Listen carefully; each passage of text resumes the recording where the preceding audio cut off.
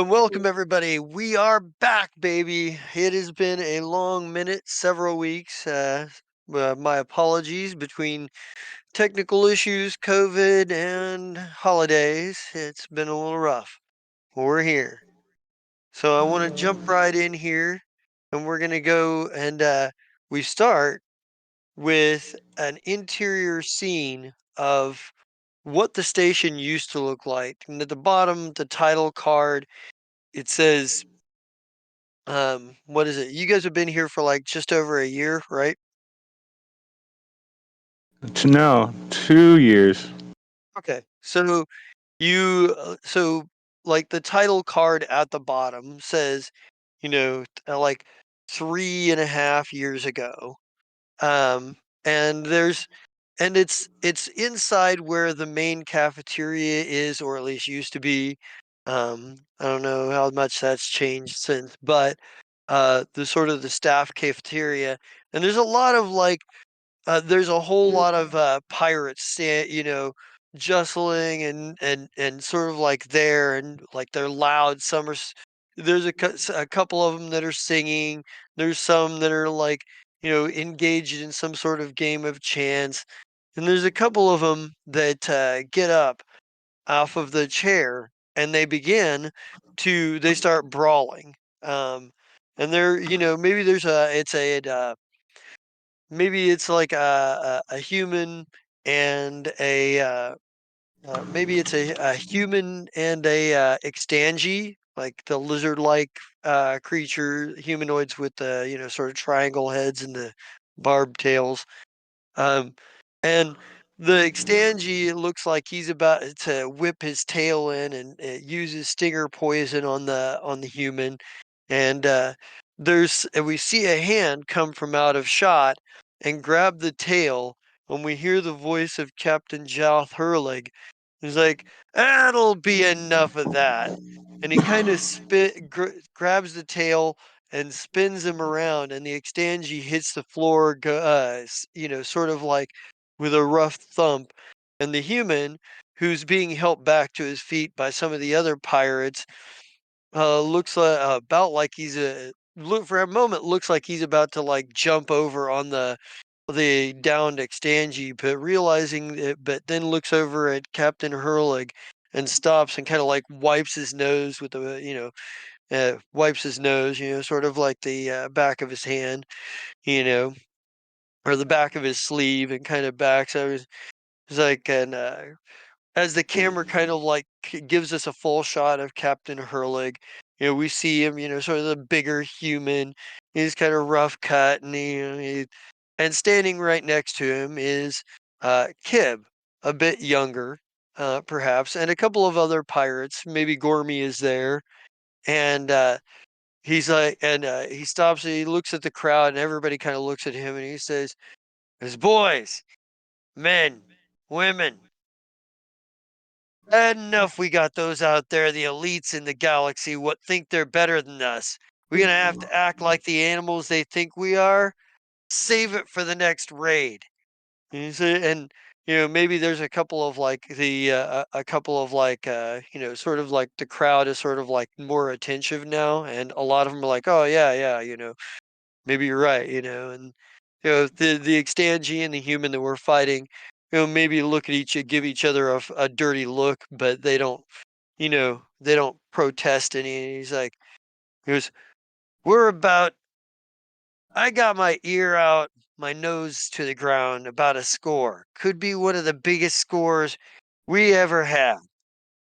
But," he goes, "I ain't gonna share it with y'all if you're gonna act like the animals they say we are. At least towards each other." And he kind of chuckles a little bit, and he gets a little bit of a laugh, and he says, "I want you all here to forget no one should ever tell you that they're better than you. And every damn one of you should live your lives raising as much Cain as you can for those that think themselves better than others." And he goes, and you get the feeling that and maybe Kib, you get the feeling he's about to run into an inspirational speech for a raid he's got planned. He's got a couple of raids planned. You're not sure about this big score, and then like maybe the crew like starting to come back around to him, and and he's like, "Gentlemen, I'm just trying to make sure we all come out good enough that there is a backup for when this ends, 'cause all things end, nothing stays static. When it ends, find your own way to keep fighting those what think they're better." And he kind of looks around, and everybody and the crew kind of starts like they're kind of yeah, they're kind of getting more behind it. A lot of these people are here because a lot of these people have a lot of bitterness towards the places they originally came from. So a lot of these folks say, oh yeah, the downcast, the downtrodden, the outcast, the folks that didn't have a good proper place in their societies. And he kind of looks at you and winks when he said, as he kind of starts getting the crowd fired up. And there's a moment um, where and as he kind of looks at for a moment, and he looks across at the back of the room, and he sees something, and he goes, "Well, speaking to those that think they're better than us," and everybody kind of looks back at what he's looking at, and there's Natrine, the Netrine, like standing there with her serene smile and her well-made, but her very wealthily made but simple, like cloak and hood. And he's like, and she sends it, and you see all of the pirates around go for their weapons, like electro flails, spark knives, plasma axes, various pistols of types and shotguns start being pulled out, everybody facing in her direction. Kib, how do you react in this scene? Do you also go for your weapon, or you just sort of wait to see what happens? I'd wait on I'd wait on what the captain does, thinking mentally what spell could I use to help or would use if need be, but being waiting on what the captain would do. Yeah. And I think Nedpreen doesn't say a word at first. Captain holds the men back, and he's like, he goes, and he kind of looks at him like maybe the first one that starts to get a little itchy. He goes, stand down, stand down. He goes, this one wouldn't make her way onto the station without having a plan to get out. This time she got past our security. And he looks over at you, Kib, and he goes, we're gonna have to talk about beefing up our sensors and our electronic security measures. And Sure. and I think Netrine kind of looks across the room and goes, "Is there business that we have?" And says, "I believe we have some business I would like to discuss." And he goes, "Captain goes, anything you can say around me, you can say around my men." And she smiles and says, "Are you certain about that?" And he kind of looks around and he goes, and the Kib, give me, like what's Kib's reaction to this? Like, what is it like? Like, do you try to read what the captain's face says, or do you simply just, or are you trying to read the room, like the rest of the pirates, or what are you looking at here? I would have trust in the captain at this point. Um, Uh, I'd probably be reading the room and see what how the others are. You can tell that a lot of them are pretty fired up right now. They don't really like want to hold back, but the captain's grip on him is pretty strong. Like he's won enough fights for challenges for his captaincy that, and he's got enough support among the crew that he didn't. It's not likely to be voted out either. So, um, but he like there's a moment, and he goes, "Well then," he goes. maybe then again. And he goes, and he looks at her and he goes, he's like, I could see where my roguish charms wouldn't be lost on someone of your station, right, boys? And they all kind of like go, and you get that like sort of very high school reaction of it, sort of like from the crowd that, oh, haha, yeah, yeah. And he's like, well, I suppose that maybe I'll have to take this business eh, a little bit to the office. You know what I'm saying? And he's and the for her part, Netrine doesn't like doesn't sell the idea of what he's trying to allude to at all. Like she doesn't sell any of it. And he's like, and he kind of looks at, and as he turns to go back through, as she kind of like crosses the room with the pirates making way for her, and he kind of gestures for her to, like sort of that this way, and kind of like goes to take her back to ops to the office, or to talk or whatever. He kind of looks at you and he's like, he kind of looks at you as he goes by and he's like, any of them start fighting again. He looks he goes, any of them start fighting again. He goes, turn the power off turn all of their showers off in their rooms. They can go without for a couple of days. No, better yet, turn the hot water off. They can take cold showers for a couple of days. It's like, Yes, sir. eh. And he kind of like motions her off. I mean, like, and it kind of leaves you with here he just gave this speech about, defying those who think they're better than you, but he's having some conversation with somebody connected enough to think they're better than. He kind of, and as he walks off, you hear him say, "Is so what? You're a replicant, a clone, can't be the real Netrine.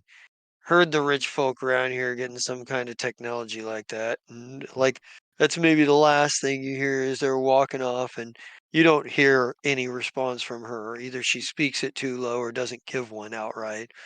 Um, and then we kind of like fade back in, and it goes, and maybe like as the camera like freezes on your face, like, well, we get one last thing. We get like Gormy turns to you and looks at you and goes, "Oh, I think you're in trouble. They got past the senses? Oh, the captain ain't gonna like that." And maybe whatever look on your face is this, like the camera tightens in on the look on your face. Like, what is the look on Kib's face in this moment? It's kind of like a sad, like it's kind of sad, but it's more of like, oh, I know what I did wrong. I got it. Oh, yeah. Okay. Yeah, So, you're still gonna get beat. No and rations for maybe, you. and maybe, and this is where like the camera kind of pulls back out and the environment around is changed.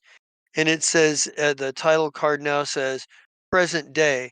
And we see you're sitting in the office with Philip, and you're sitting in the office with a a living hologram standing in front of you, and you realize you have been spacing off for a lot of this meeting. And we come back in on the hologram, the who is actually the representative for the Verilax Concordance, the one who was like, "I'm coming to, talk to you," uh, Wait, the is one kind that like of sent the weird message that was lost in the notes because we'd been gone for months. uh, he sent a message that was basically, yeah, Verilax Concordance is sending me out to have a discussion with you. Like But the remind me if we like the Verlas Concordance or are they the bad people? so the Verilax Concordance are the technomagocracy, like that doesn't tolerate any other forms of magic or any other forms Oh, of the tampering ones with the where we universe. sold stuff. Yeah, the ones where where you were selling illegal like psychic glass, and they didn't like you didn't get And we caught didn't on the get caught, mission. luckily. Yeah. Um, Okay, I just needed like references. It's been a while. right. So, and we come back in on and this living hologram, he's his body type, like you can see very vaguely beneath the hard light body, like the vague outline of the actual projector mechanism.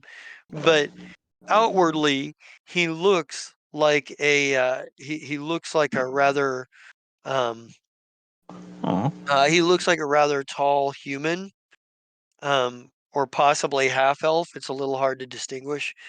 Maybe a little bit of both. Um, but we come back in on him saying, he said, in short, I just wanted to convey that the Verilax Concordance doesn't hold you necessarily accountable for the incident in the League of Helades. We're sure there's more to that, but it would be unfortunate if you were to have if you were to send any kind of aid or support to the outposts of Dwell or Bend. Unfortunately, these are schools these are havens for terrorists and heretics, and fools who dare to mess with the fabrics of the universe that we weren't meant to meddle with. The Verilax Concordance would take a very dim view of any support offered to either of those. I'm not here to make threats or start wars. I'm simply here to deliver messages. We have no problems with business relations with you.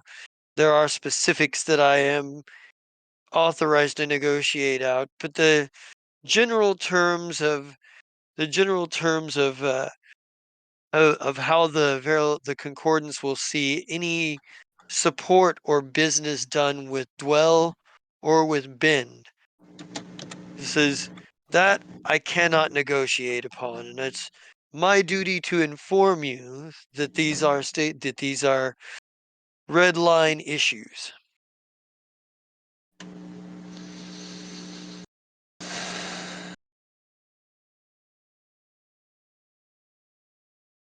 He says he says he says I understand this may put you in an awkward position politically as you're looking for support, but we're relatively certain that the seeming alliance you have with the Velquin definitely should make the need for any alliances with such heretics null and void.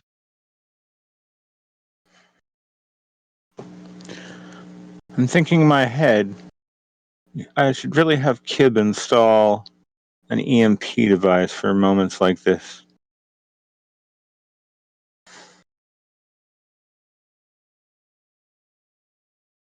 He's like, And then he's I not. say, go ahead. You can tell he's not being a dick. I mean, he's literally No, just he's doing his literally job. trying. Yeah, yeah, yeah. But that's still, Yeah, sometimes the problem with being the person that delivers the message is they shoot you first. right. But I'm not going to do that because that would be a bad idea. Philip, I need to be Philip. Hmm. No. Holy crap, did I roll it? Yay. Ready? Okay. At this time, our diplomatic relations seem to be at a perfect point. Neither of us really dealing with the other one. So, for now, I will gladly show you the sights of the station if you wish, but I think this meeting is done. He Reasons for he. that is Uh, I run my little space station. No, that pause was supposed to be awkward. I'm sorry. oh Um, yeah. okay. Uh, my little station really gets to do what it wants, and I have enough support from different places right now that I don't see the need to include you in on most of it. I appreciate you coming here. I appreciate everything you've done. Please tell them that I send my best regards.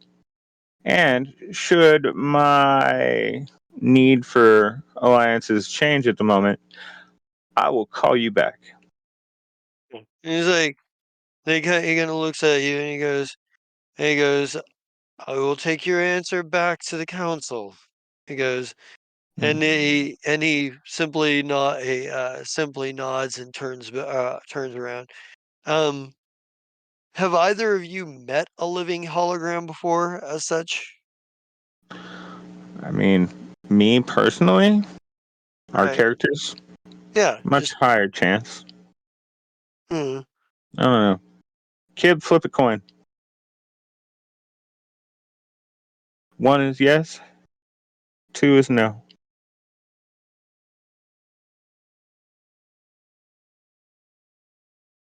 All right. So this is just not like something overwhelmingly new. You've dealt with. You're like, oh, okay. So, Yeah. so I think the last one I living. knew was a doctor. Let me guess. He took 7 years to figure out a very simple name for himself. It was incredibly dull and boring No. and His anticlimactic. name was Kiel Kebab. Oh, awesome. The yeah, and I think there's maybe like there's another like you get a message from outside from like the ops centers like Miss Depot, there is someone else here to see you. The investigator from the Velkin Empire. The stills without sound or something. Lack of stillness. That was what it was. I knew still was in there somewhere. So yes, yes. Um, Kib, wait 2 minutes and then send him in. Okay, the moment you say his name, he kind of stops. Like, what? Where? Who? What? Like, he's Yes, been. sweetie. I know that you've been out of it. I know there's a lot on your mind. I would love to be able to probe into that brain of yours and learn all of its secrets, but we don't have time for that right now. And mm, illicids are hard to come by these days. So,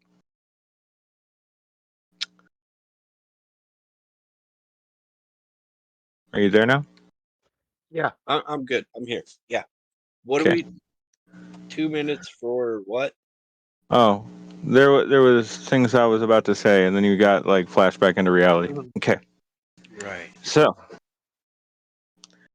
remember, this is a guy that we're only being nice to because they have way too many ships. Um. Uh. Other than that, just don't answer honestly if you believe it would be a bad idea to do so. Right. But So don't answer you do all the talking. psychotically. Exactly, as much as I can. All Got it. right. I can do that. Maybe. Yeah, I I should adjust be your able to tie do just a little bit. I'm like, there you go. And then I push the button, the door opens so she knows she can send in Yeah. stillness. So lack of stillness comes in. His sort of containment suit, making sort of like loud clanking noises, clunking noises. As he comes in. It's clearly very awkward in the thing, but he didn't, in terms of like it's just an awkward thing. But he kind of like looks at you in so much as you can tell he's looking at anything. Um, and stops in front of you. Is like, my investigations have revealed that while you may have a number of syndicate criminals on this station, that is none of my concern. You Right, we like do. to hire felons. Some of your friends have a number of psychic protections, and there are a number of security leaks that a telepathic spy could take full advantage of. And says, and he's like, he Kib, goes, write that down. however, for the time being, I believe that I have resolved the name of at least one person involved in the leak of the information of Countess Serivia's visit here. They are a junior staff member assigned to Quindon Maloon, and Quindon himself has been cleared through questioning and investigation, but the junior staff member appears to have connections. Have you ever heard of an individual named Cobb McCobb? Well, let me see. Pardon me. Cobb McCobb, you say? I don't know, do I? Yeah, you're charging him rent even though you haven't seen him, just because he Oh, charged you that's more who it than is. 20 bucks. Just because he charged you more than 20 bucks for information I bought him a drink too, and a drink. right? I can get Scott to tell me stories for hours for one drink. All right. So anyway, Cobb McCobb. Yes, he owes me. God, 14 months rent at this point. Yes, well, he seems to occasionally operate in the bowels of your station.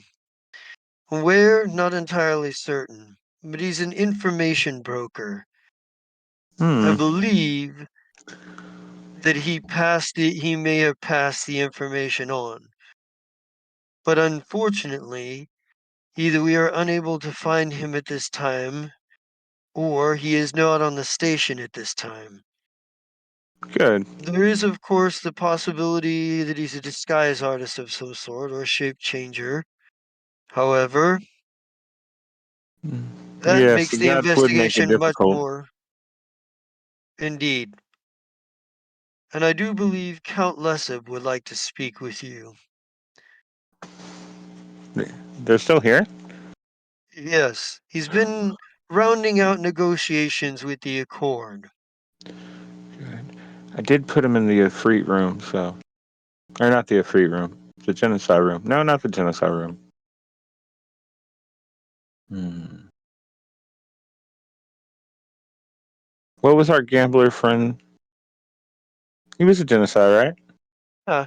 Yeah. So the Well, genocide room was correct. they're called Ifrits in Starfinder. So I was right the first time. My apologies for Ifrit second guessing myself. or Ifrit. Not maybe not Ifrit, but Ifrit anyway. Um, yeah, I think he says the meeting will include yourselves, Miss Sestra, and Count Leseb himself. It will be a closed door meeting. Only those you trust and no one else.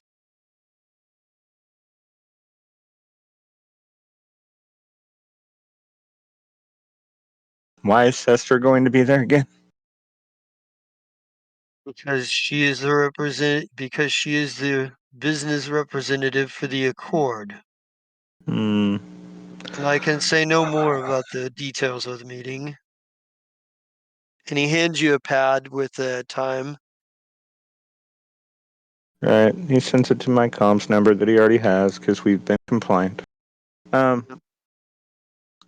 I'm like, oh, good. Thanks for not wasting paper. He's like, yeah, Ah. I think like there's a moment, and he's like, and then he kind of turns and walks away. Like he leaves. Like his Good. function here having functioned, he's he's gonna head on for the time being. Good. Yes. Excellent. Ooh. 6. Hmm. Is there anything you guys need to do at the moment? Kib, shall we fast forward? Kib, are you there? Are you sleeping? Are you on the contemplative side again? Not At the Piers. moment, I don't Oh, think there I you have are. anything to do, but yeah, we're good. Yeah. Yes. Okay. So this is what we'd like to. No, we can fast forward to the meeting. Actually, Okay. So I think you managed to get to the meeting. Like there's a great deal of security around it, and it's literally just you two, Count Lesib, and Sestra. And Sestra, for her part, is dressed very business right now, but like business, like casual is that the word you're looking for? maybe not casual, but she like whereas Crenville often wears his tie kind of loose and, his cuffs are maybe not perfect or whatever, and part of his shirt may not always be tucked in. She is accentuating. She's like the top couple buttons of her blouse are kind of like down. Um, but she's not but and the And what color is but her she's outfit? it's all black, black and gray, black with hints with grays and what have you. There is some Well, purple and like the trim here and there, I will but it counter with a white with a maroon trim, something right, lacy, yeah, because I can yeah, do all that from watching the video camera as I walk towards. I'm like, oh, yeah. let me switch up my outfit. Yeah. Stunning. I think when you get in, like Count Lesub, kind of waits for the door to shut and whatnot. And he's like, then we see the Count with his sort of like pinch faced countenance and his sort of hair slicked back. He's wearing a very, very definitive, well cut, like black suit with different shades of black blending. And he's like, he kind of, he kind of looks at it. He waits for everybody to sit down. And Sester's already got a drink in her hand. She's got a glass in her hand and is kind of just sitting and waiting semi casually. And he's like, now that all the interested parties are here, here's the proposition. Now, the government can't afford to spend a lot of money on extra ships when we've already got our own production. But that doesn't mean we don't have operations that we don't want directly connected to us. So we're hiring Sestra here through a series of, well, back shell companies and things like that to provide services in theaters of operation where we can't be seen or where our presence needs to be felt, but not confirmed. To do this, the Accord will need ships. So the proposition is we hire them for, let's just say, privateering and other assorted work, and they contract you to create the ship to make the ships that they'll need to run some of these operations.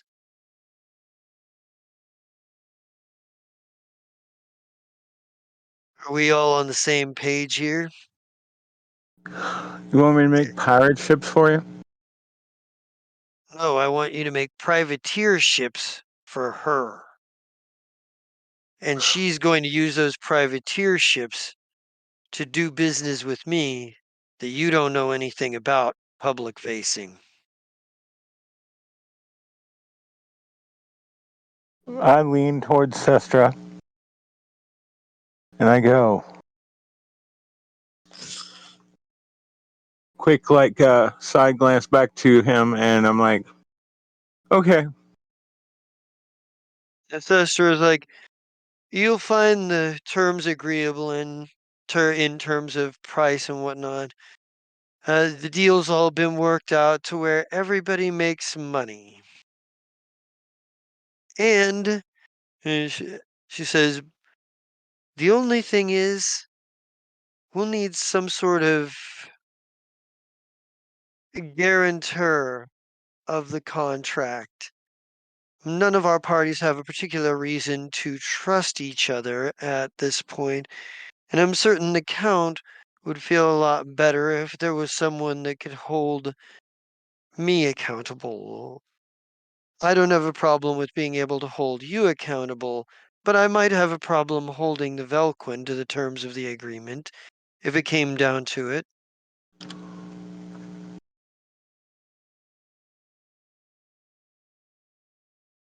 I suppose. Kib, what I do you think think?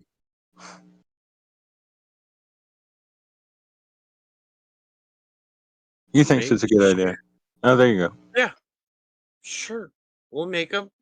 We're good at making them. We'll make whatever they want, and you won't have a clue. Got it.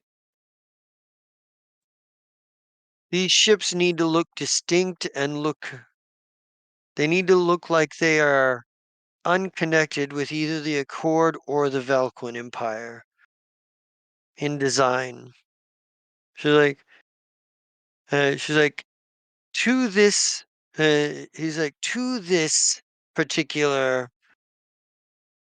feat, my engineers have given me a copy of all of the data needed to create constellation drives.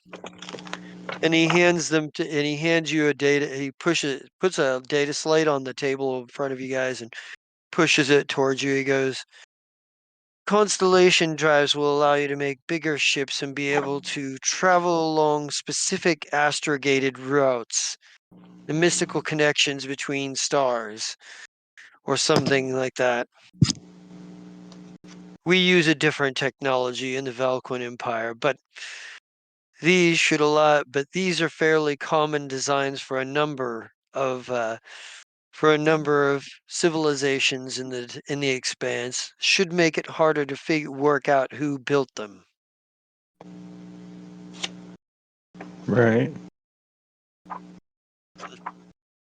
He says, yeah, he says, uh, and I think he kind of looks around and he's like, now we need a guarantor for this contract, somebody who will step in if there's a dispute over it. I would suggest the Hell Knights. They can be rather fervent Mm, about holding someone to the terms.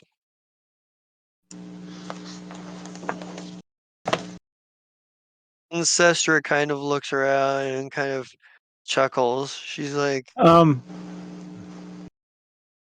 I would rather have a pineapple placed somewhere uncomfortably than deal with the Hell Knights. Ancestra kind of chuckles. She goes, who would you suggest as the guarantor of this contract? Someone that could be trusted not to leak the details of such a contract, but and powerful enough to be able to deal with any of the three participants and organizations involved. Hmm.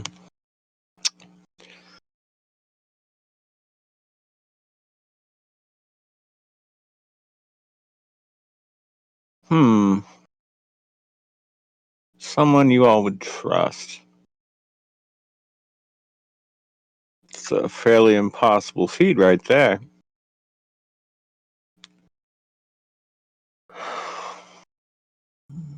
I think she goes, Ooh. Are we talking like an outside person that nobody knows, but has we're talking. connections here?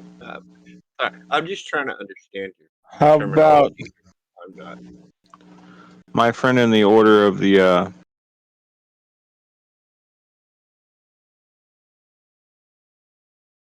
In the order of the Kavoy. Borai? Yeah. What about the order of Kavoy? I think Yeah.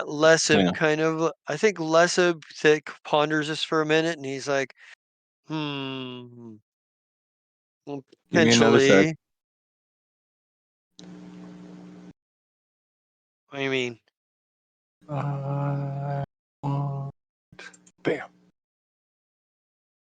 Well, it's not an 8. I think Lesub kind of contemplates this for a minute. He's like, hmm. He goes, the only problem with the Order of Kavoy is they may have ethical issues with the nature of this deal. Now that is a good point. So And don't it's give like, him all the details. Be as vague as possible. Okay, so Kib, you know the Hell Knights. Imagine these are like the good version of that. So, no, we don't want them to be angry because we lied to them. I was picking them because they were a neutral source. it's like, Lying to him. And the We're just stewards aren't neutral. it's like, And he's like, getting someone from the pirates out here would be kind of hard. Let's see.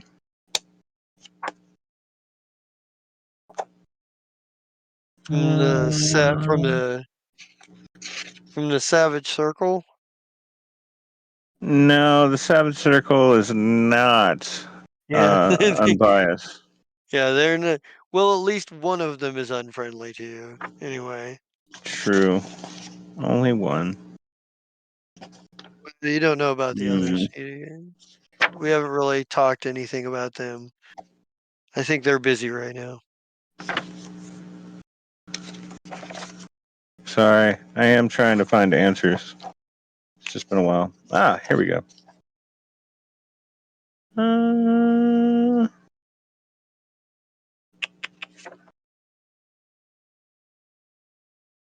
hmm.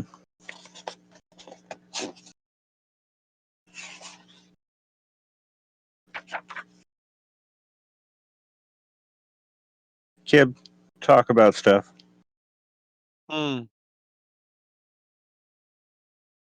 I think in the silence, Sestra looks around and goes, "Well, well, I have a partial suggestion. No, by that all wouldn't work. means, this should be good." That wouldn't work Sestra says. either. That wouldn't I work say, either. Like he did. Kim thinks about something for a second. He's like, that could. No, that wouldn't work either. unfortunately, Never mind. no, it looks like the Knights of Glorion are like our middle ground.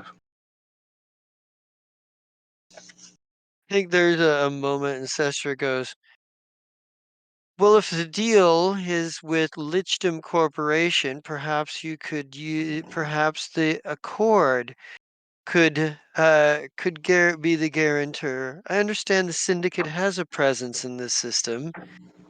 And Lesub kind of looks over at her and squints at her for a second, and she just At that smiles same back at him. time, I'm squinting at her as well.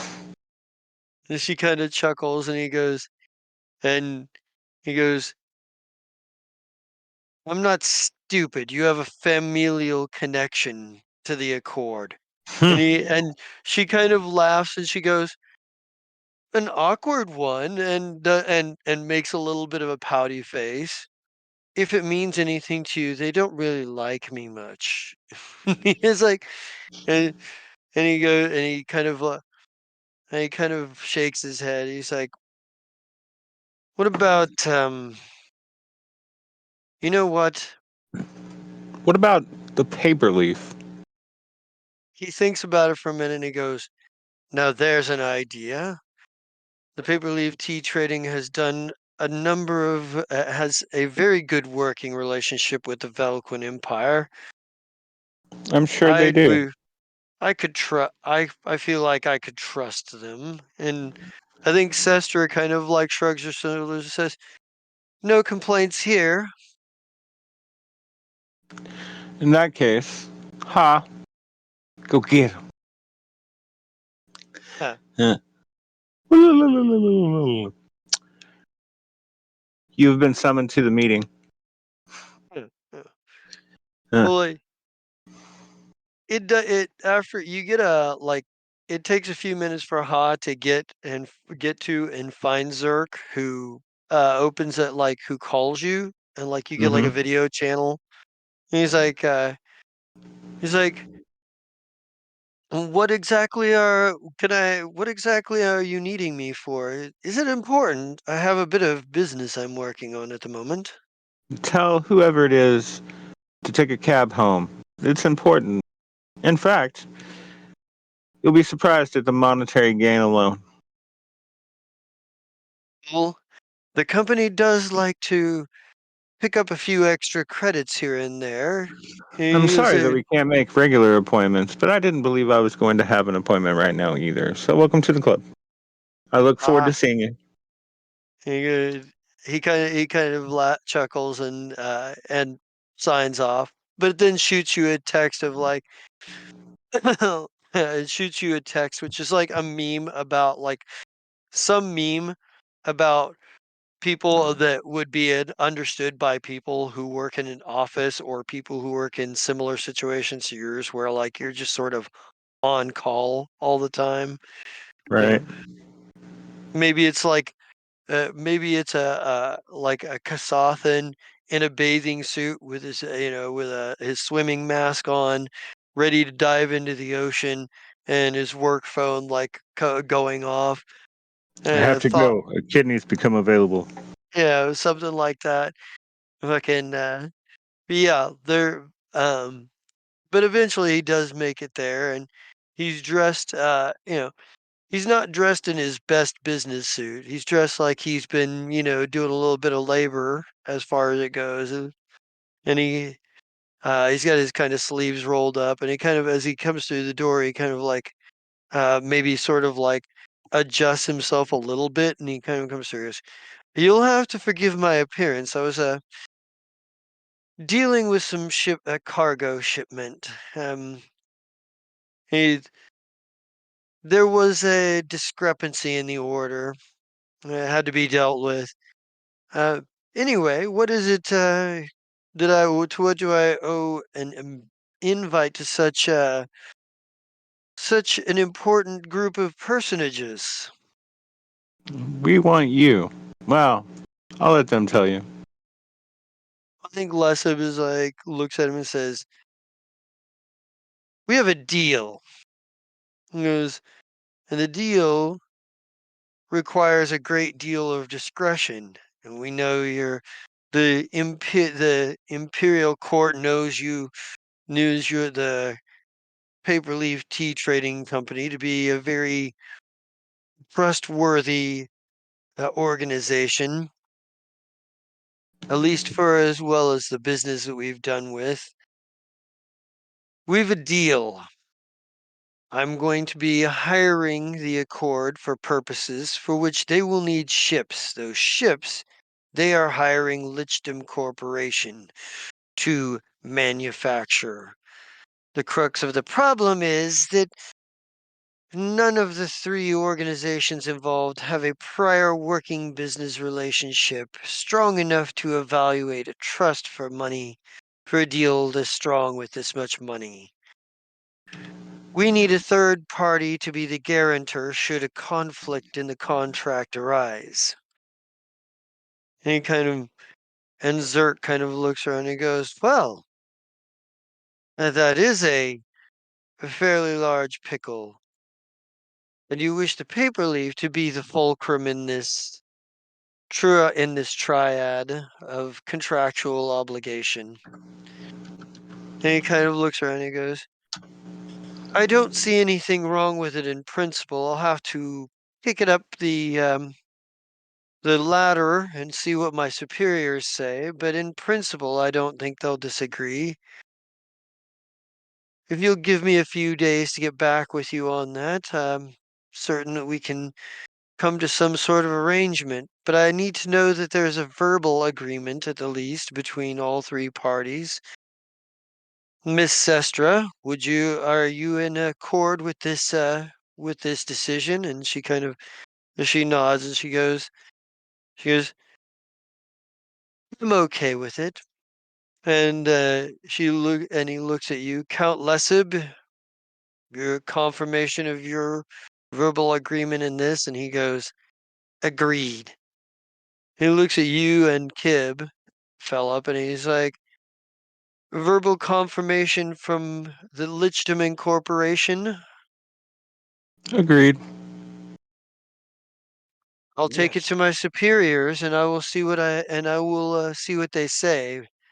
But I imagine if the price is right, and I'm sure there's some small negotiation in the details for fees and services rendered as such as rather a percentage that I don't imagine we'll need to take a very large bite of anything.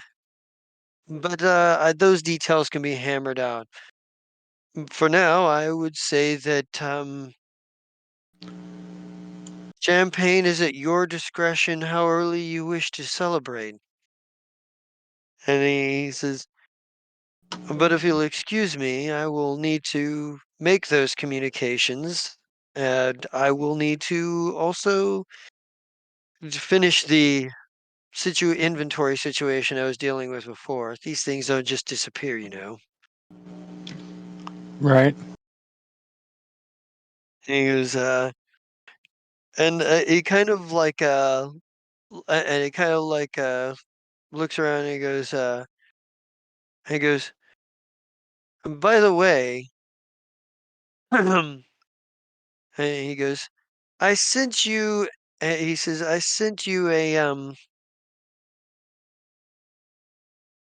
I sent you some stuff on the Merchants Council.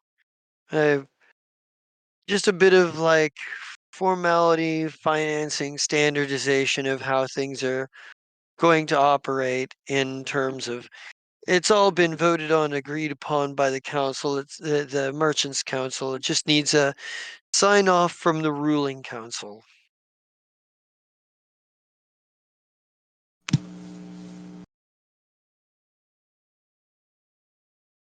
The ruling council. Okay. And he kind of nods and he's like, if you'll excuse me, and takes his leave. Bye. Have a good day. Um, and I think Count Lesib kind of looks around and he says, I believe I'll be taking my leave as well. He goes, I've got plenty of preparations to make on my end. This is as soon as we receive the message back from your friend in the paper leaf, move ahead. We'll move ahead and we'll iron out the details and contract and move ahead. And he kind of leaves from the meet. He kind of says, gets up and takes his leave from the room as well. And which leaves you there with Sestra. Um, Hey, girl. What you as doing? she's like apparently in the business of making money, as are Yes. you now. I have a Always was. preliminary. It's what happens when you get set back to, the Stone Ages and have to claw your way back up. So, what kind of ships are you going to want? I have some preliminary schematics that my engineers have come up with, some preliminary designs. I'm afraid you're going to need to find a way to source a lot of raw materials to match the quotas of what we're hoping to fulfill. Hmm. Well, that's where There you isn't come in, a dear, right? oh no, that's where you come in. I don't unfortunately I've got a lot of things to open up on my end to be sourcing out resources. The basic raw materials. You, Hmm. your end will be to source the raw materials and to build the ships. It says, however, I do have a couple of ship designs on there as well for patrol boats to help with the security situation around here some. Yes, Space D-Day. I got you. I, as in we'll take a great deal off of the contract. We'll take a percentage off of the contract, the loose contracts of protection fees for a couple of ships here and there. You help supply a few of the ships for your own defense. We cut you a rate on the mercenaries to man them and to patrol the space around you. Eh, I like this idea. The says one more bit of business, something that the syndicate may find of particular interest, or at least something to be wary of. Rumor has it that in addition to Bend, which apparently deals with Solarians and witch warpers, and Dwell, which deals with precogs and the like there is apparently some school out there that's rumored that is training psychic spies. I did a little backtracking into our friend Lack of Stillness. It didn't get very far. He has certification from a very elite and very secretive uh, academic organization. I haven't been able to find where they're located. And I What, the don't pre schools? will dwell in Bend where it would be easy enough to find, I the was going to say, we school, have those. this rumored school for telepathic spies, well, that we don't know. And pushing any further into the investigation could be costly. And so my superiors have marked that as something to be wary of, but we don't have anything active going on. But I felt like it might be something worth your notice. I know few people rarely give you any information for free. Was that your hint? No, that was simply me stating the obvious. Few people ever give you information for free, especially around here. Am I Uh, incorrect? that's true, but one of them owes me 14 months back rent, so. She chuckles about that and she says, I don't know that you're going to catch the infamous Cobb Macabre. He No. has something of a reputation for being ostensibly a small-time operator. He seems to slip the grasp of far too many people. So, the good thing is his liver won't last forever. So, He's like, she's like, I'll have my engineers send the design specs for everything we need for all operations. I have an We'll idea for him to pay rent. we also, if you had the facilities to do so, we we need a may DNA sample first, kid. there's No, no, hold, this thing happened once 3 years ago. If he doesn't pay, we turn off the heat to his water, so he has to take a cold shower. Kib, he hasn't been in that room for 14 months. Oh,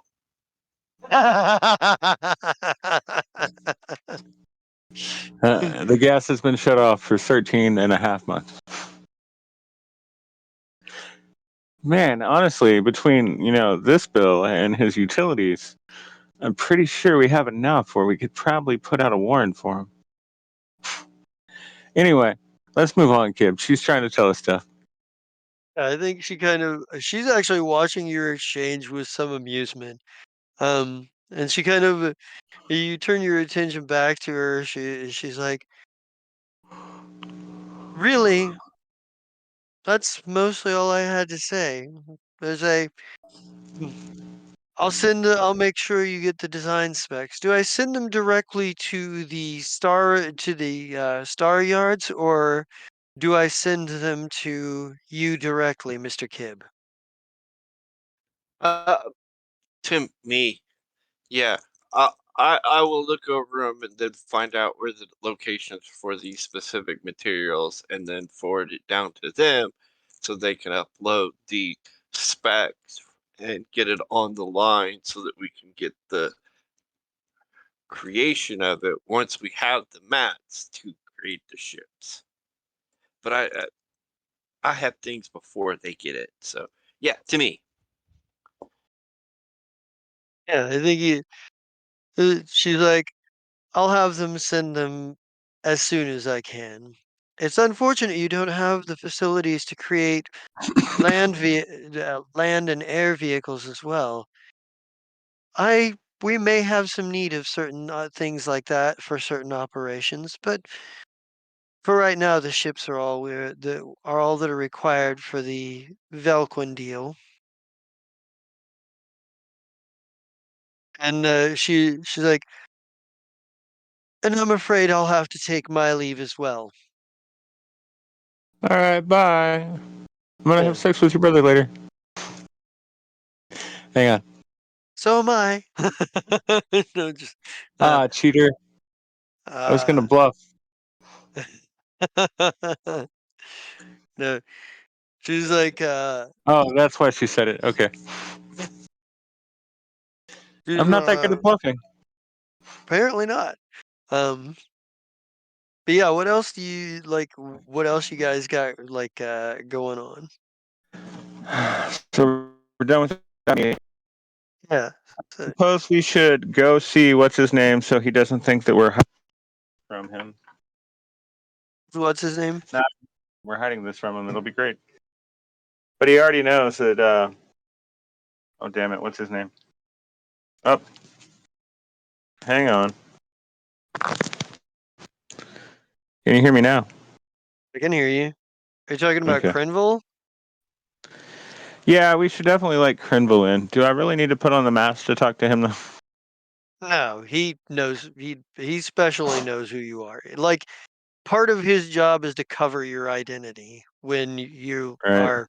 Yeah. When you're not listening. Yeah. So Speaking of cover identity, you know, I learned something over the last couple of days, weeks. I can cover my own identity. Just letting you know, you baby. The bad guys that we've managed to avoid by leaving for months at a time are eventually going to have to be a problem, unfortunately. The we really should do something about the circle of carnage or whatever they're called. circle of the Savage Circle. Mm-hmm. Is that to do with the weird paintings down in the lower half? The That's the one that almost killed our security officer that's missing with red. Murder Yep. hands. Murder Pro, fists. Death arm. something. Death Arms. Ah, Yeah. the It's big red yeah, dude. So yeah. honestly, death arms at this Captain. point could have been kept or picked up by some of those. So what you're talking about is Captain Dravovok and his crew, the one crew that you know of from the Savage Circle. All right. Oh yeah, we only knew part of that story, and we heard it from someone else. I remember now. Yeah. So, um, well, you figured out that he's on the outs with the guild, and you figured out that it probably had to do with the situation that of him trying to tell the Dravovok that Kib didn't betray his crew. Mm. So, Yeah, it's not something I would have went there with, especially then. But Kib, let's have the boys set course, or actually, we need you to make the course first. But set us up with a course to go see Bettina Klemlin, and we'll have one of our mechanics that actually works on the ships fly the luxury liner, and we'll fly our crappy shuttle. just in case. We can't actually, be on a cool ship if it's not ours. Right. Okay, will do. All right. In fact, hmm, but if we take her, who will we leave in charge? Oh, that's him. Mm. Defron. Since not Cavell, what is her name? Colovian has been promoted. We're gonna have her fly this luxury liner.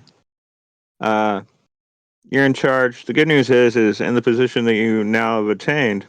When we get back, you'll get some vacation time. Good luck. Try to do as well as her. Colovian, get ready to pilot an awesome, sick ass luxury liner.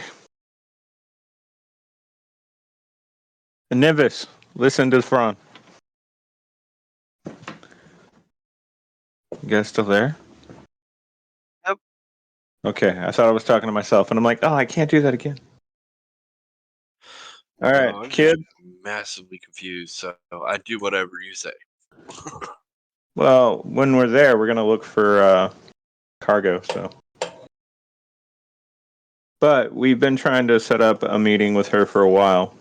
She knows that we're coming, or at least she should at this point. It's been weeks since we actually sent that transmission, and we'll let her keep it for a week, see if she likes it.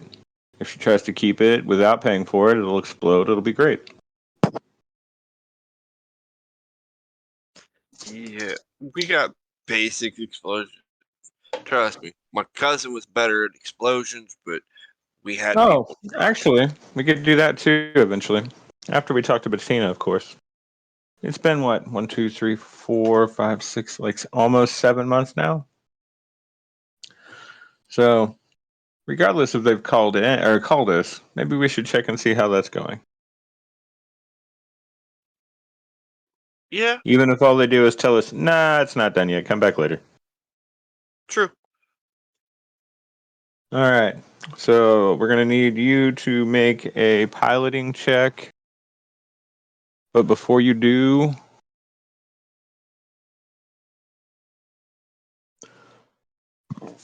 hang on. No, I went too far. There's your help check.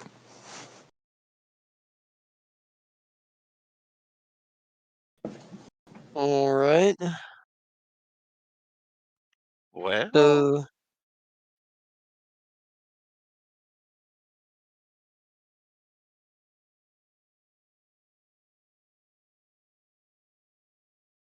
so it takes you 14 days in drift. And I have a pencil here. I'll write something down.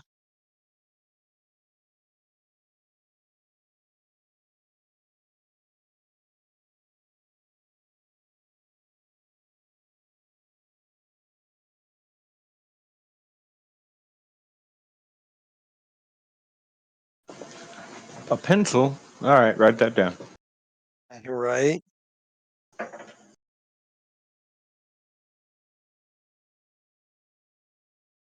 Hmm. so for 14 days, I come up with an elaborate disguise to use. You're trying to take 20 on your disguise check, sir? No, I'm trying to decide what it actually looks like. Hmm. Because it's just a spell that I can cast once a day that lasts for 24 hours.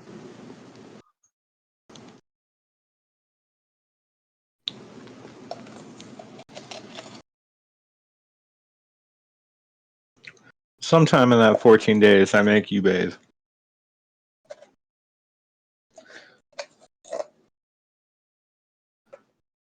I even have the hair dryer, so I'll dry you afterwards. When you do that, he's like, ooh, that would be added bonus. If this one bathes regularly, So they would have no clue who I was. That is a good idea. Yeah, this one bathes a lot. He's just another isekai who's very habitual about bathing.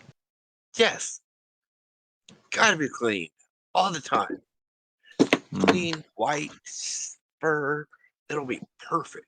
You'll be immaculate and professional looking.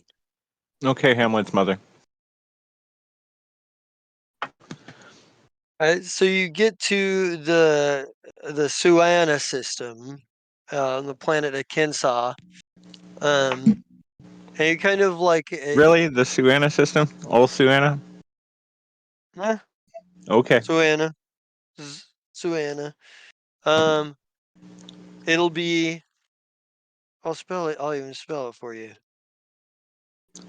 Oh, so then a system won't you cry for me? The I'm gesture he's a singing. typing. There, the Suana Yeah, system. Suana. Okay, now it's The Suana. All right, we can do that. the the planet of Kensaw, capital city Kensaw City, which is really outside of like when you maybe we get you guys arriving and like they you get like the signal from ground control like this is Kensaw state this is Kensaw International Space Station. Uh, a unidentified ship in system, please identify. Are we identifying who we are or who we're not? Well, that was the thing. We had 14 days to come up with that too. Okay. So we've Oh, got the side profile. Got it. all right. Send that one. All right. So, actually, hang on. I think costs better than me than better than that. Me too. 12. Nope, it's the same. Okay. So here's your help check to forge papers.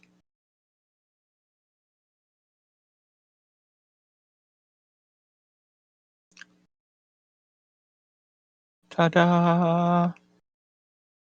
So it looks like 27, Jessica, for our forged papers. All right. So you've come to meet with Bettina Clemlin, but you're going to do so under assumed disguises. I'm just a boy now. No, that is true. I guess we don't need that. Well, yeah, but aren't we wanted in this system? No, this is outside of this isn't in the League of Hellides. It's not Okay. in.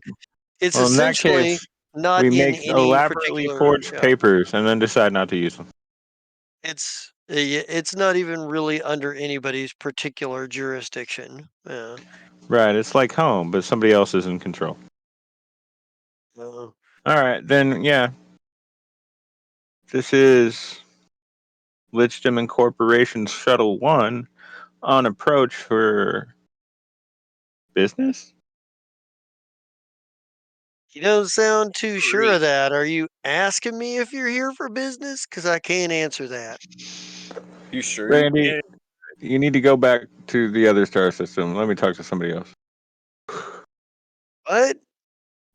Uh, I am very sure of things today. How about I, you? How you doing today? well, I don't know. But when I asked you what you were here for, you said business like it was a question, like you weren't sure you were here for business. Oh, I could do poorly at business, but it seems that I've done okay at this. Let me reassure you that I know where we're at and what we're doing. We are currently unarmed and have the proper paperwork to be here. Sending those files now. I think I think he I comes hit the back wrong with it. He's button. like, I think he like looks at your manifest or whatever, or looks at your stuff, and he's like, "Oh, okay, okay, all right." He See, was we've been expected. was like, "Well," he sends you the coordinates for a landing pad. He's like, "Well, this will be what your landing pad. This will be your landing pad, and we'll he goes, we'll guide you in. And they like send you like the stuff for it, whatnot.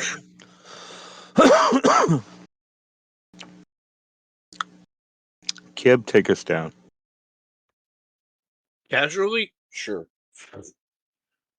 Oh, well, I mean, I suppose. Well, it wasn't a one, but apparently I was not helpful this time. Guess not.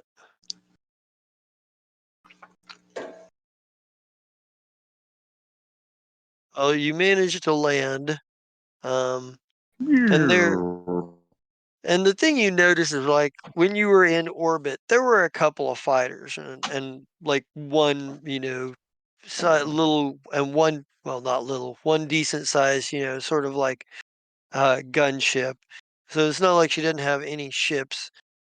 She's got at least three that you saw out there in orbit. But there's somebody here to meet you, and they're dressed in like a brown suit, like with a like a tan and brown and black striped tie, and he's wearing like a cowboy hat, and he's like and he's got like a car waiting. It's a nice car, but it's not like you know super elegant, fancy or anything. It's like he goes, "Ah, y'all are the representative from Lichtam Corporation." Sort of like you get off the ship. He goes, "I've been sent here to take you to the governess's house, to the governess's estate." Well, I declare, I was not expecting such a procession. He goes, he goes, if you'll please have a seat in the car." He's got like a door open. All right. Hog gets in first. Then Kib, Uh, then myself.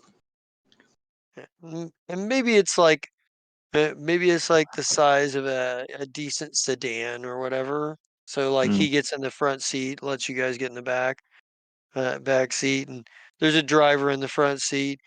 And he's as it like as you're kind of like driving, he's like driving along. Say, "Hey, so is it true what they say about that station there? Like it's full and riddled with crime and you know skullduggery and people pickpocketing people and right out in daylight. Is it as lawless as they say?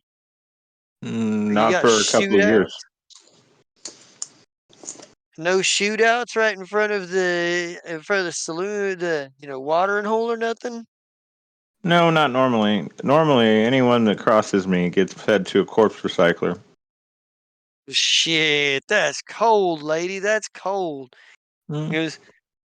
He goes, but I guess you're not he goes, "If there ain't no other legal jurisdiction to tell you can't do it, then I guess you can, right?"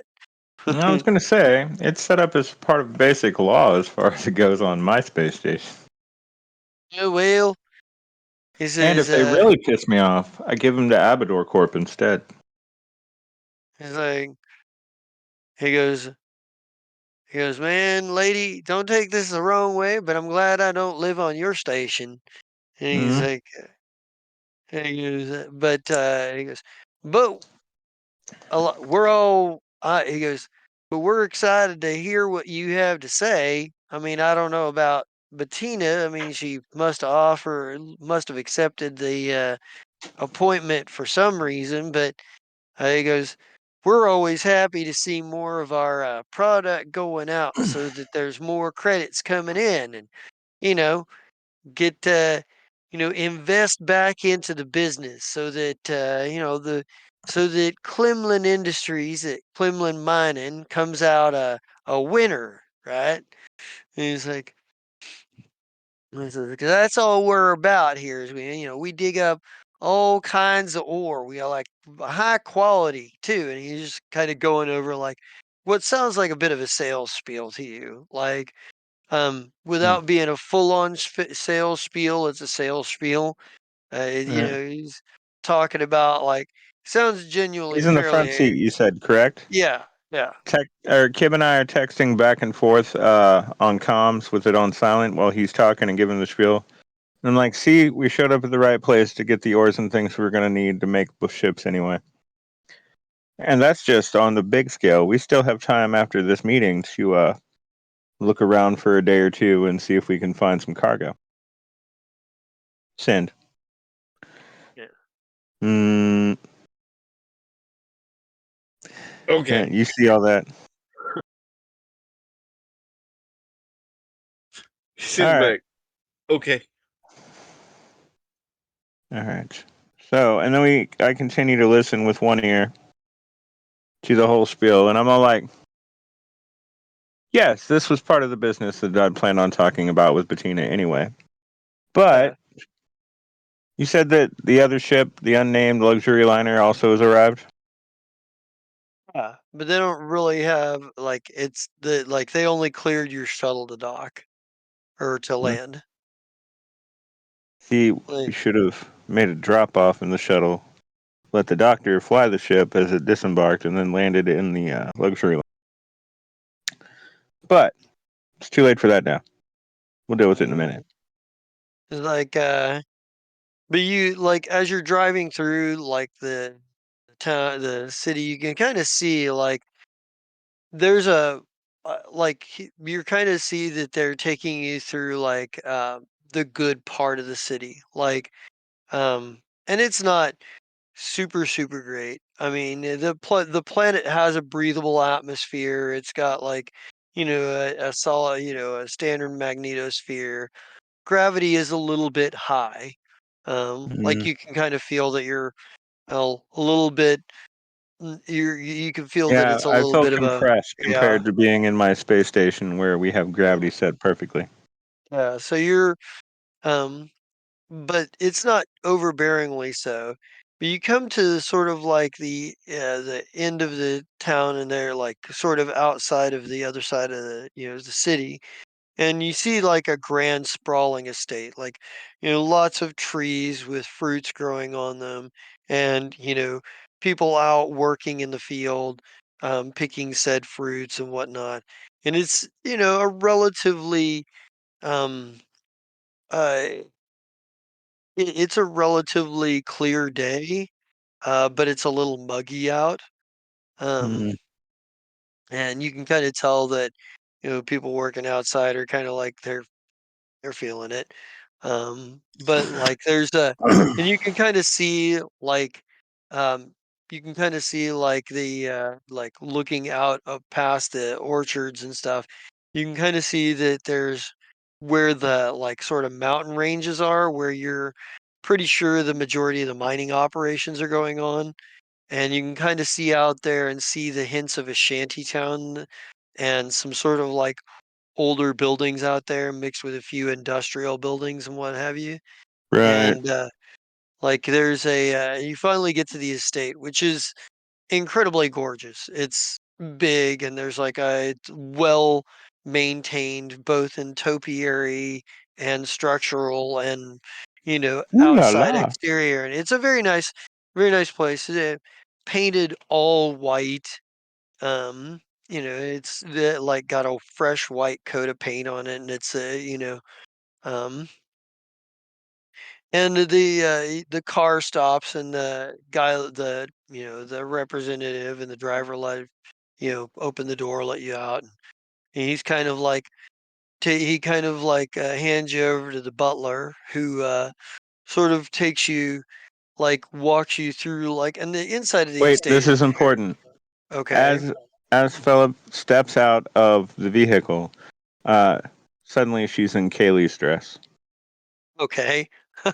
Eh, for those of And you that don't know what a Kaylee dress is, it's the Victorian gown with all the bustles. It's pretty awesome, but the horrible to use the bathroom in.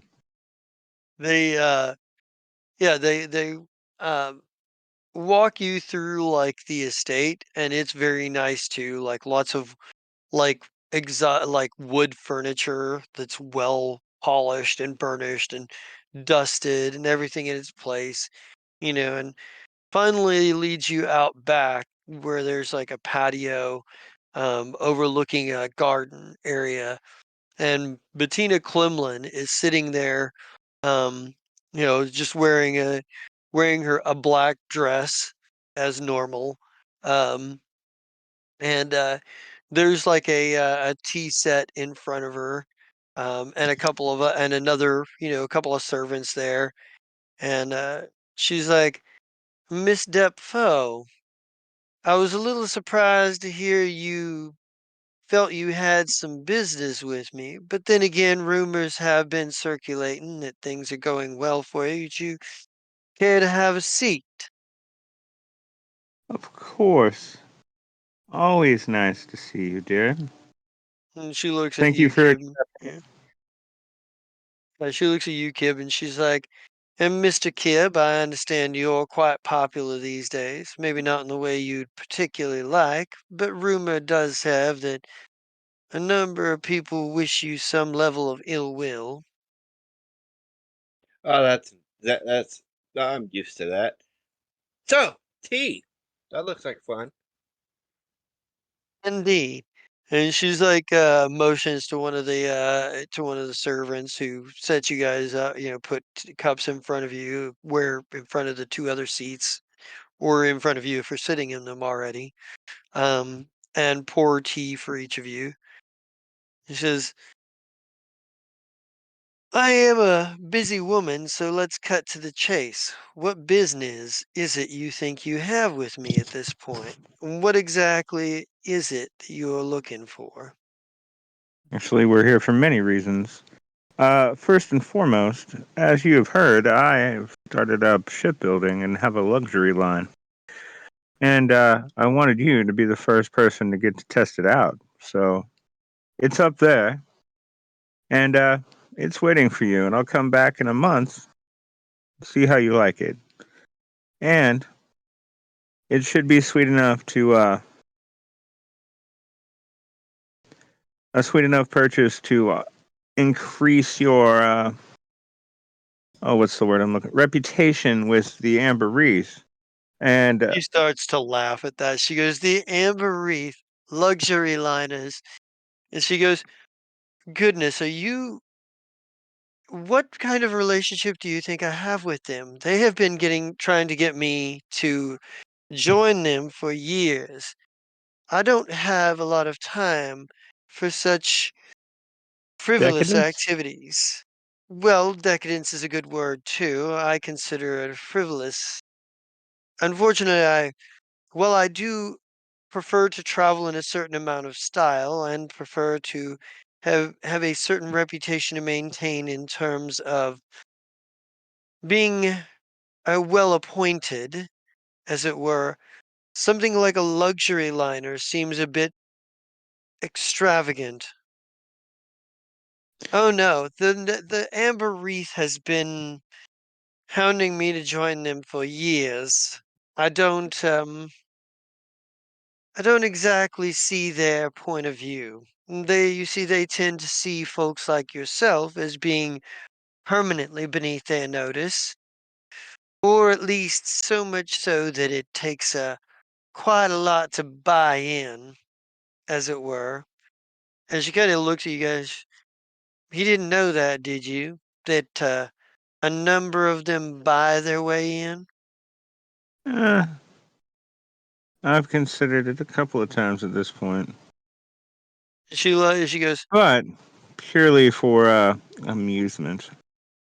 she's like, they'd like for they like for the galaxy at large to believe that they are come from the finest of families, the most rich, powerful, and influential of warlords. But the truth is, a good many of them started off as smaller time business operators who managed to become successful enough to gain their way to buy their way into the ranks. Right, but at what cost? The genocide of a whole planet?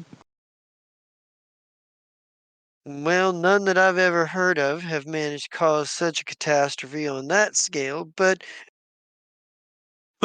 a great many of them do have some very unsavory proclivities. If you're going to use people and throw them away, then you should be getting a more solid benefit out of them than simply something so ephemeral as getting your kicks off as a manner of by simple cruelty. And Mm. I'm a pragmatic woman. I believe everything you do should have a purpose. Some of their indulgences don't lead to further productivity, just rot and Stagnation decay. and rot, yes. Stagnation. That's a very good word. Thank you. There's more, though. Um, I've been commissioned to gather supplies, and you're apparently in the market for selling some luxury metals. I need jesset. I need adamantium. All kinds of things, actually. I'm sure we can source a number of your needs. Some things will be harder to come by. This isn't my only operation, just the one that I simply that I well have built my estate at. She's like, I'll see what we can get arranged. However, we're going to have to talk price. Such things don't come for free. Says she says and she says she gestures at one of her servants. She says and says in the meantime he goes he'll be back in a minute. In the meantime, many of these I can source fairly easily. Some I can source with a little difficulty. I have rates for different rates for different things. Basic standard units will be how much you can expect in a basic standard unit as far as tonnage and like the guy comes back with a slate and she's like, there is a pricing chart right here. And she opens up a file and puts it in front of you and she says, actually, he brings out 2 slates. One he puts in front of you 2, and one he puts in front of her, and she's like, "Now," and she opens up her slate, and she goes, "If you look at," he goes, "if you look at item 1 has a complete breakdown of the cost, the complete breakdown of how many units are standard, how many pounds or tons are standard per unit." The prices per unit for various mined resources. She's like, do you have a company to ship this to you? We have ships to do the shipping. I just want to make sure you don't have a third party for such and before we start talking about shipping costs. You have cut out or are muted. I Oh, don't think we I do. said, huh, do you want us to be the ones that come and get the cargo, kid? Is that what you're trying to do? Actually, I think it would be better if she shipped it.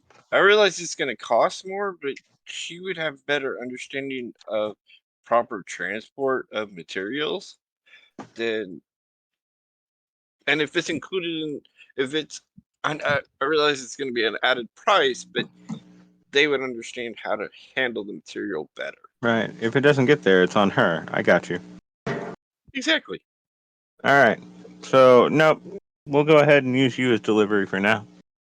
she's like, and I think she's like, she like do you want to try to negotiate her prices any? I mean, it's a narrative thing more than anything. I was gonna say, honestly, I'm still trying to play Bettina in a way. Oh, hmm. What if we utilize the ship as partial payment for the materials to make more ships. You understand? I'm I'm not interested in a luxury liner, my Mr. Kib. Denial, denial, denial. She's like she's like, I make use of ships that have pragmatic purposes. I mean, This one it, allows you to it make mean phone calls inside the entire system. it's a great ship. I put forth a lot of effort to make it perfect for you. And I, she's I like, think it After would all, work. she chuckles and she goes, I don't think I don't appreciate your attempts to impress me and what it oh, must good have boy. taken to put such a ship together, especially lacking a steady source of resources to push this out. She's she goes, but I tell you what, if you sign an exclusivity contract with me, I would be willing to sign a contract for a limited run of ships for cargo hauling purposes. Hmm. That is a very you scrub my back, I scrub kid. The Kip's ears kind of perk up, like, "Ooh, good idea." It wouldn't be a very many, and certainly not enough to offset completely the cost of what you'll be paying for resources and shipment, but It's a it does discount. lock. There's a small discount involved, and Well,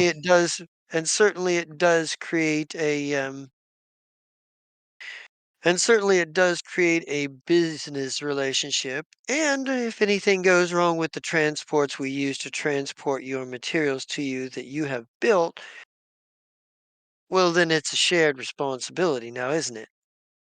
aw. Yes. She goes, there's a certain pragmatism in it. And if I know you're getting your resource materials from myself only, that corners the market for me now, doesn't it? Seems to. And she's like,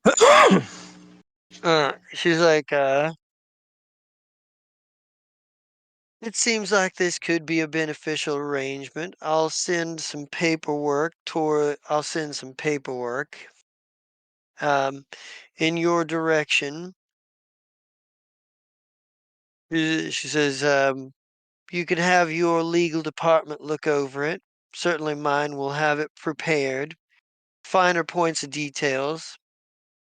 And she says, I'm sure there will be some negotiation in the finer points here and there, but in principle, is she's like, in the meantime, in the meantime, I hope you enjoy your stay here. I have a number of things I have to conclude. And she's like, Amber Reef. And and she goes, what is your interest in the Amber Reef, if I may ask?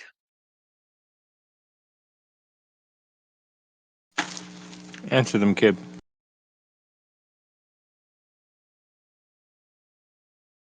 It's well, it's complicated. It, it's a very, very weird thing. Um, we have stuff about the I don't. As well, he goes, then she goes, if you she goes, fair enough, if it's not a topic you care to talk about, then that's your business. She goes, just so long as it doesn't interfere with the business that we have. Of course, we'll do our best to stay autonomous with everyone. One last thing. I understand you know a few of the pirates around here.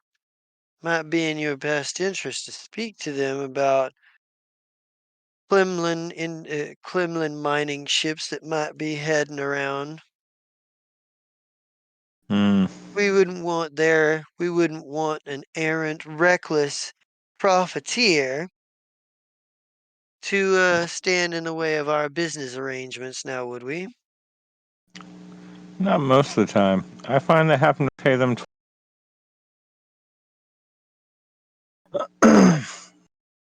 Eventually, we'll have a talk with them. We'll put you on the list of ships that need to be made. We'll make them a priority. We'll start our back and forth. And here's to a long and profitable relationship. And Ching. she's like, It's uh, a teacup. yeah, she's like, fair enough. And she kind of salutes and takes a drink. She says, Hello. I do love, she goes, I do love the sound of profits. And she's like, and as I'm sure you do as well.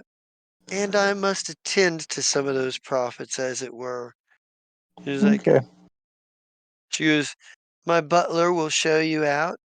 Feel free to enjoy the sights and sounds of our humble city.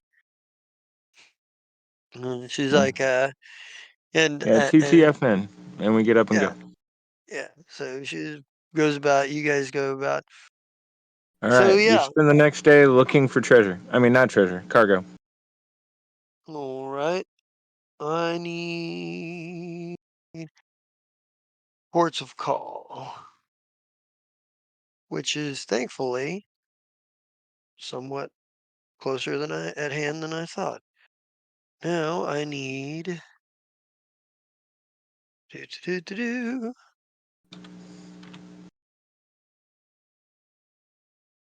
Is where's cargo stuff? Is that back? Can't remember. See what happens, kids, when you don't play for too long? You forget where shit is in your reference books that you're using. Don't stop playing for long periods of time. That's the takeaway here. That is a lesson. It's You will, oh, it's still listing no more. huh? Oh, I'm in Archives of Nethys.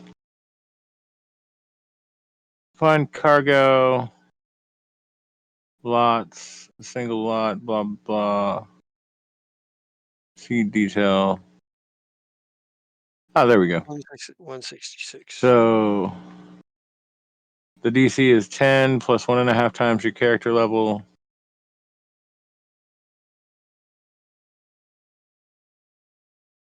So diplomacy, which you don't have, so I have to make the stupid roll. Yay! All right, kid, blow on the dice.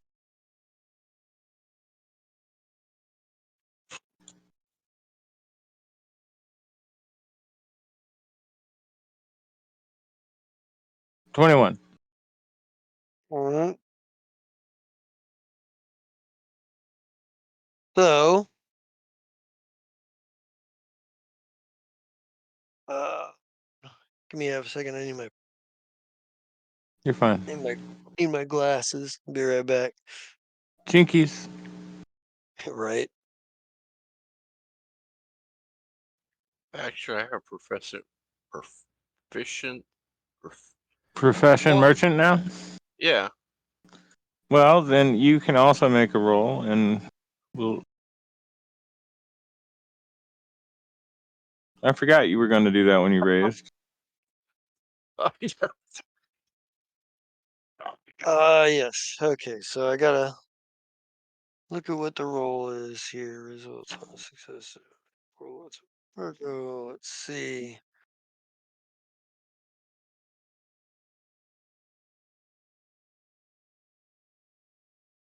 Two lots of cargo. Uh, see what they are. Say 20. Come on, 8. Come on, 8. I'm not rolling for complication. I'm rolling for what they are. Yeah, I know. That's why I said come on, 8. 15. Come on. Oh, textiles. I'm fine with that too, I guess. Yeah. So it's textiles. So, and where does he want you to? So slash R1D. Oops.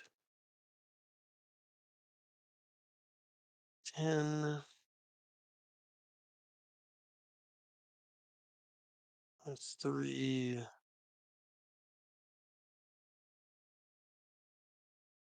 Oh, okay. So he just needs you to ship them in system to one of the other um, one of the other Clemlin mining stations, I guess, probably. Okay.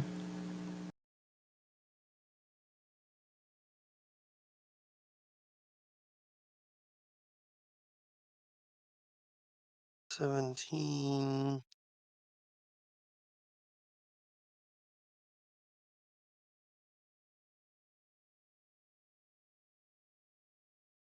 Okay.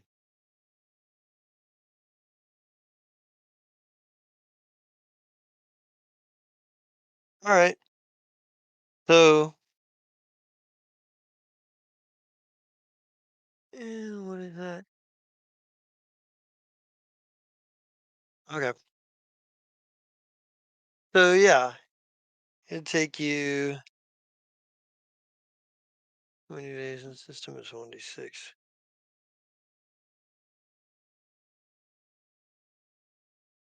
It takes you 6 days in system to transport the textiles.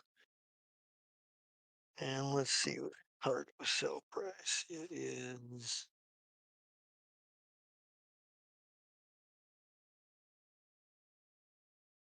Sell price modifier. Oh, this is -2, -3. So buyer results not success.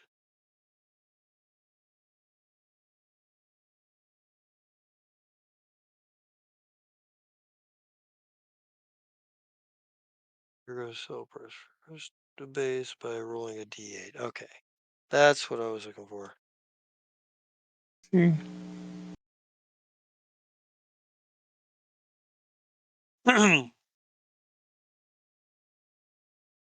It's only going to be worth one build or one build point per lot. That's fine. You never It'll actually only told be us how many lots there were. 2. Ah. So, Scott, write that down.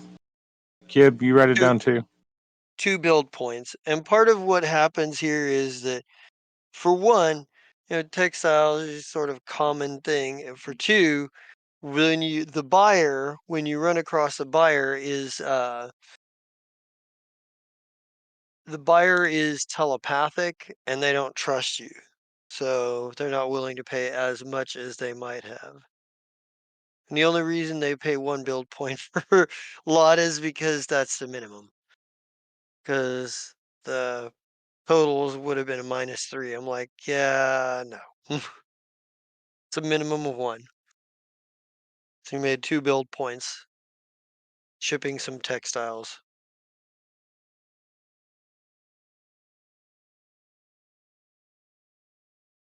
Hmm. Well, Kib, why don't you see if you can find some cargo today on this planet? Use your profession merchant skill. Be awesome.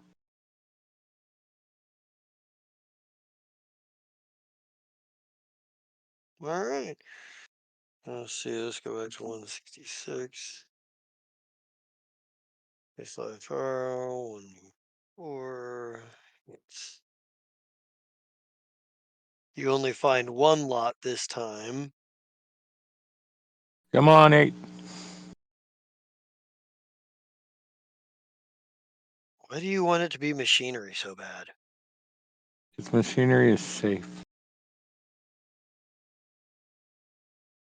Weapons and ammunition.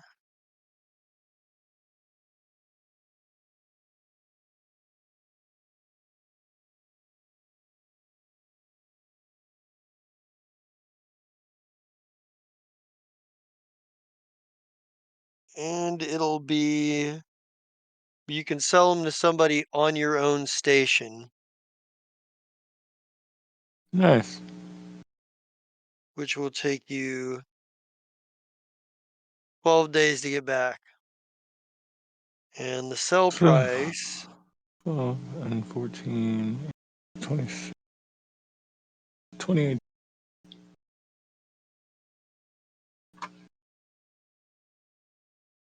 oh,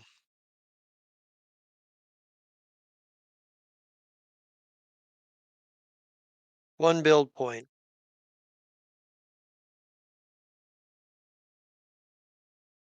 Well, at least we're coming out even.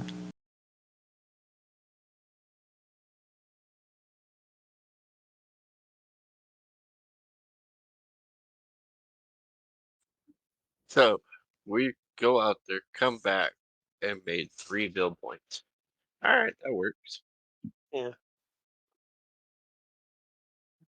And I think as we're looking at it here, like you guys are back on station now. And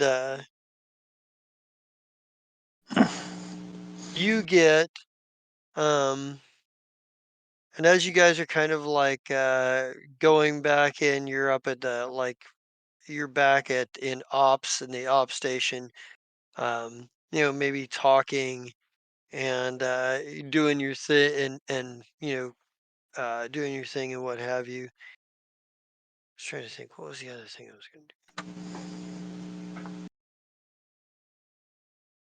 I'll take care of that. There's that. Oh, so maybe you're in the office, or maybe you're in like your office and whatnot. And you get like a or your executive office or whatever, where you've got the like longer range communications, and Mm-hmm. and you're like there's a call like that you're getting on like sort of like a sort of black ops channel to like Crenville and ISIG set up, for the syndicate. And uh, you know, it's just a short message that ISIG has sent you that he and a couple of the others uh, from the Grimbuckle Council that are going to be visiting. Um, and a secondary message from Scorf Shorthorn that he wants to um, check out the operation because he's interested in the profit he's going to make off of his percentage. Right. But Be there's, here on this day. uh, you know, um, but there's and I think like Crenville, maybe like you're watching that and like or you read those messages and Crenville's like, when you have is there in the office like when you have time, we have a bit of a dispute. We need some extra muscle on a situation. There's one of the pirate crews, or one of the smuggler crews, I should say, um, that I've put together, that I've been working with to get some of the drugs that we're producing out. They've got a little bit of a problem with one of the local gangs one of the local gangs in the Verilax Concordance. It seems they want to argue over rights to sell in the territory.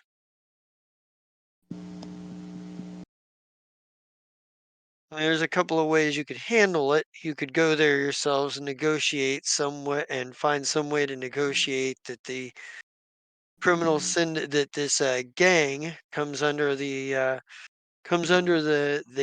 jurisdiction of the syndicate, or you could send in Isaac's favorite attack dogs to rectify the situation. I vote two.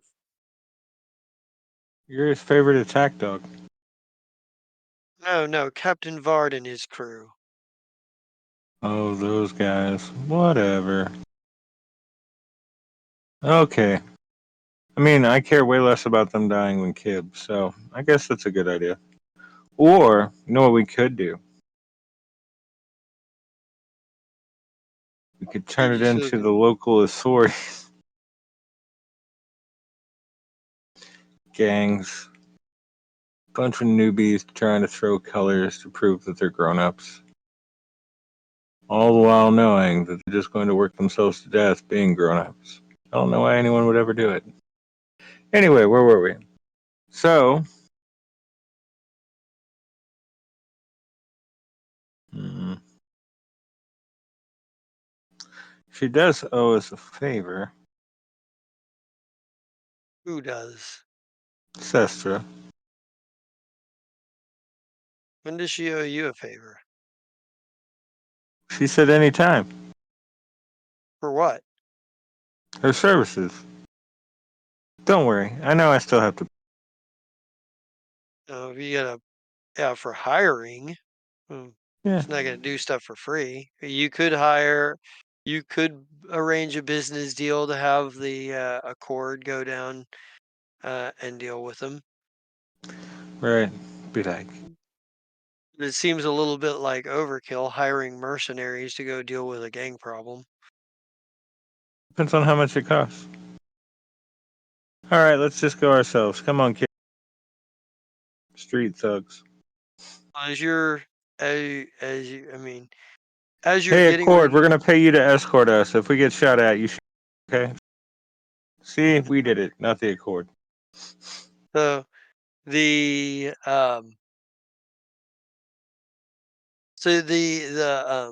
as you're leaving the offices and whatnot, you get a call from ops, like rather like it's Colovian. It's like, Miss Depot, Mr. Kibb, I think you should come to ops. We have a situation.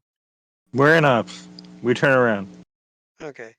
Well, you go down to the floor, the computer floor where, all the consoles and stuff. Yeah, we step out of the office and we're there. You you go down and as soon as you go over to where she's standing, she's like she brings up on the screen, and there's a ship, a rather small, sort of jankety ship that comes out of drift space. Like is comes out of drift space and is um it's clearly already damaged. Um and then a larger ship, a cruiser class ship comes out comes warping in on what you can only assume is a constellation drive.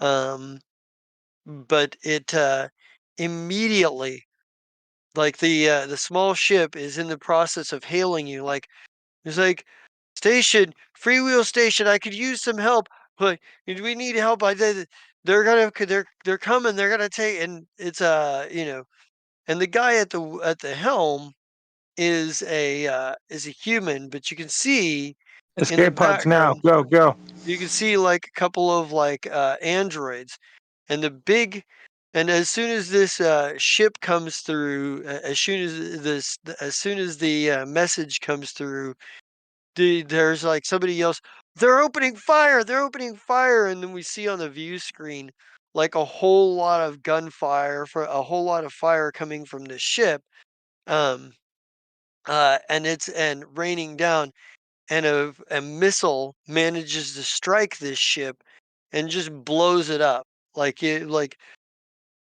just absolutely, it has to have hit like it has to have hit the drift core or something. but it blows up in a, you know, green and purple, techno magical fire. And the ship, which is a design you've never seen before, stops, and then on the view screen, every view screen, as a matter of fact, on the station, an image appears, and it is an image of a guy of a group of people in white uniforms, like very stark white uniforms. Um, and there is a man and the man that's standing front and center is in very contrast, a very stark red uniform. Um, but there's like Oh, Papa there, Smurf. and he looks at, and it's opened as only a one-way communication. And he looks and he says, "Attention! This is the gear." He says, "This is the Garin Labor Enforcement Department."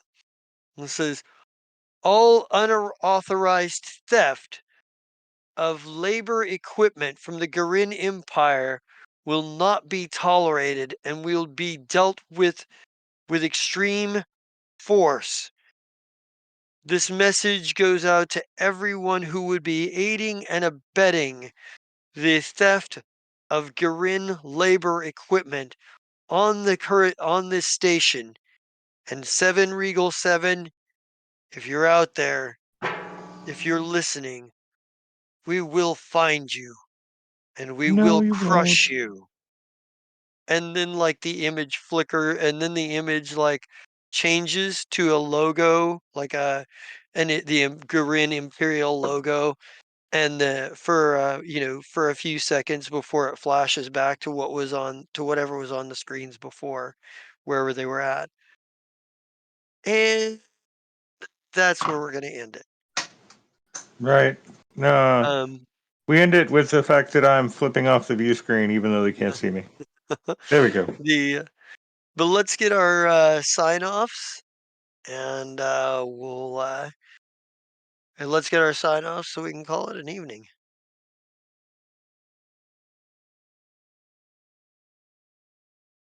Not everybody start at once, Gib, you please. go first. Okay. Um, I'm Scott, psychopathic, whatever. Call me whatever you want. Hold on, I'm losing my voice. So, whoever I am, whatever you want to call me, I don't care. Let's call me anything that pops into their head. I played Kib. Kib, I don't know. Kib's awesome. Um, I like Kib. Kib's a fun character. What else am I also in? When Lands of Ibaria comes back, I don't know when we're doing it again. I missed the first session of this season because things happen. But I'm everybody's favorite little cat because everybody loves cats. Cats are awesome. And he's a friendly little cat. And I love that character too. Those are the only two things I'm in. So, yay. That's me, I guess, at the moment. All right. Hi, I'm David the Gnome. I played Philip Defoe, and I enjoy this campaign when we get to play. We will have another sabbatical because holidays are coming, and unfortunately, they all land on the days that we would normally be here. I look forward to being here next year with you guys, and thanks. Oh, and I vote for Kib. Kib, vote for yourself. I uh, vote for that dude over there. Some random person. some random person. Nice. Tia. Awesome. With that all said, I am the Jester King Zerat, and I do apologize for the delays and the back and forth and the inconsistencies of late. Life has been complicated and ridiculous lately, but we are trying to get back into it. We are trying to get everything going. We will likely be joined by a third regular cast member. We will leave that as a surprise for later on for Surprise. when that comes. That way, you can all go, oh shit. But this is all I'm in right now is Freewheel Station where I'm running things and what have you. Hopefully at some point, I am hoping that on the beginning of January, I believe it is it the 5th, the 6th, 7th, maybe? I'll let you, we'll be, you nail it down, but uh, I may be doing something on channel. I haven't organized anything yet, but I'm going to see about organizing something. So, but let's get bring out the dragon and get out of here. Bring out the Bring out the dragon. Bring out the dragon! dragon! Rawr. Roar.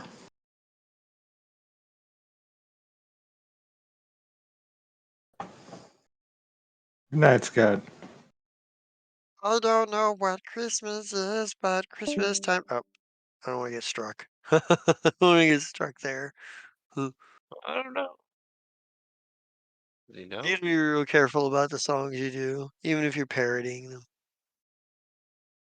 Yeah, I don't know many songs. Yeah. I make up my own as they pop into my head. Of Dancing Turtles. Oh, I want a cover album of Slef and Nurks sing popular songs. I Yeah. don't think I don't know if I can get Mira to do that, but that would be great.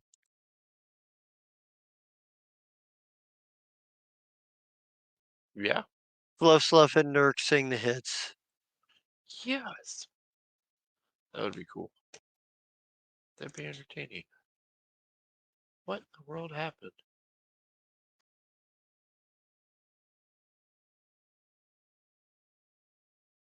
Something like I don't even know where I'd start. You know what always like to do in Nurks' voice? I always like to do Rapper's Delight.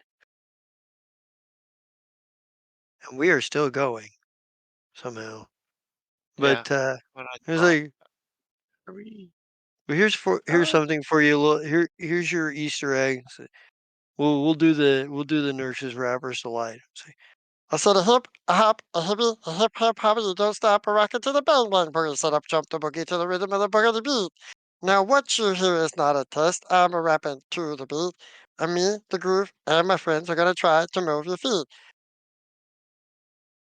No? You wonder why I don't It was know. entertaining for me. I am the one, the Nurks, and I'd like to sing this song. I forget the lyrics now.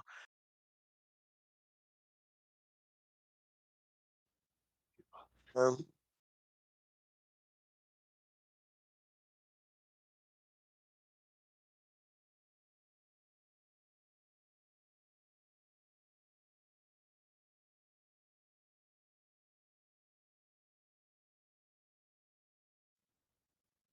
No.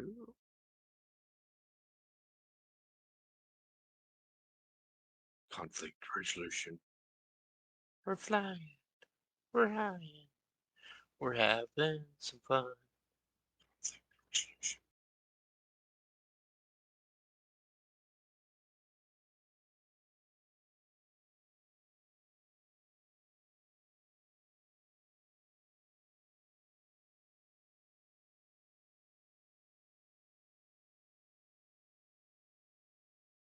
do do do do.